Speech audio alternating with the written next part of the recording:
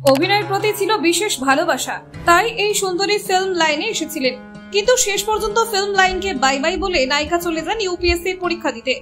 সবাই তাকে নিয়ে তখন খুব হাসাহাসি করেছিল, এমনকি তাকে হতে হয়েছিল বিদ্রুপের শিকার। কিন্তু তিনি এখন দাপুটে আইএএস অফিসার। জানেন তিনি কে, কার কথা বলা হচ্ছে? দেখুন, এ কোন সিনেমা নয়, বাস্তবের গল্প। চিনে নিন এই সুন্দরীকে। একসময় তিনি ছিলেন দক্ষিণ ভারতের জনপ্রিয় শিশু শিল্পী। ছোটবেলাতেই অভিনয়ের মাধ্যমে মানুষের মন জয় করেছিলেন। ক্যামেরার সামনে দাঁড়িয়ে একের পর এক জনপ্রিয় ছবিতে কাজ করে খ্যাতির শিখরে পৌঁছে গিয়েছিলেন। তার নাম এইচ.এস. কীর্থানা। তবে জীবনকে তিনি শুধুমাত্র অভিনয়ের মঞ্চে আটকে রাখেননি। নিজের ক্যারিয়ারের মাঝপথে তিনি এমন এক সিদ্ধান্ত নিয়েছিলেন যা অনেকের কল্পনাও করতে পারেন না। অভিনয়ের দুনিয়া থেকে বেরিয়ে এসে বেছে নিয়েছিলেন প্রশাসনিক জীবন। লক্ষ্য করেছিলেন দেশের সর্বোচ্চ প্রতিযোগিতামূলক পরীক্ষা ইউপিএসসি এবং শেষ পর্যন্ত আইএএস অফিসার হয়ে আজ তিনি দেশের মানুষের সেবা করে চলেছেন এক অনন্য উদাহরণ হয়ে। কীর্থানার শৈশব কেটেছে আলো ঝলমলে পর্দার দুনিয়ায়। কন্নড় ইন্ডাস্ট্রির অজস্র সিনেমা এবং ধারাবাহিকে তিনি অভিনয় করেছিলেন। সেই সময় দর্শকরা তাকে চিনতেন মিষ্টি মুখের এক গুণী অভিনেত্রী হিসেবে। তবে পর্দায় নায়ক নায়িকা হওয়ার চেয়েও তার মনে জেগে উঠেছিল মানুষের জন্য কিছু করার তাগিদ। শিক্ষা জীবনে বরাবরই তিনি ছিলেন মেধাবী। অভিনয় জগৎ থেকে বেরিয়ে তিনি পুরোপুরি মন দেন পড়াশোনায়। পড়াশোনা শেষ করে তিনি প্রথমে কর্ণাটকের প্রশাসনিক পরিষেবা পরীক্ষায় বসেন এবং সাফল্য পান। এরপর 2 বছর তিনি সহকারী পদে কাজও করেন। তবে কীর্থানার মন টানছিল আরো বড় দায়িত্বের দিকে, আইএএস হওয়ার স্বপ্ন।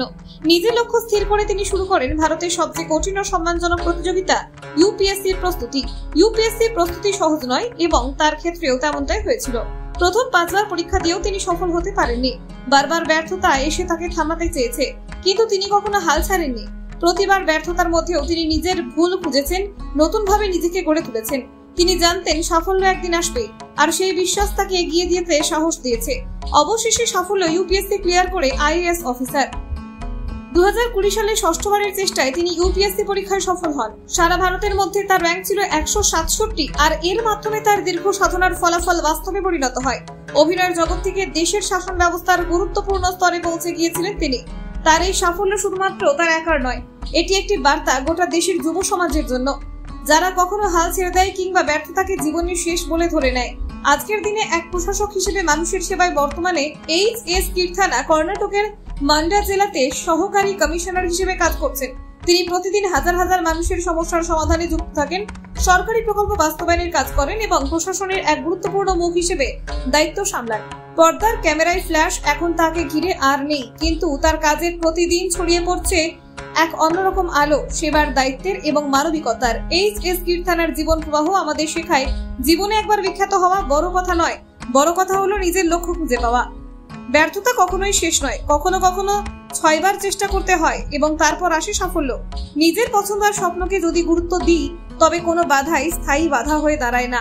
আজ তিনি আমাদের দেখিয়ে দিয়েছেন, সত্যি যদি মন থেকে কিছু চাওয়া যায়, তাহলে কোনো স্বপ্নই অসম্ভব নয়। ব্যুরো রিপোর্ট, নির্ভীক বার্তা।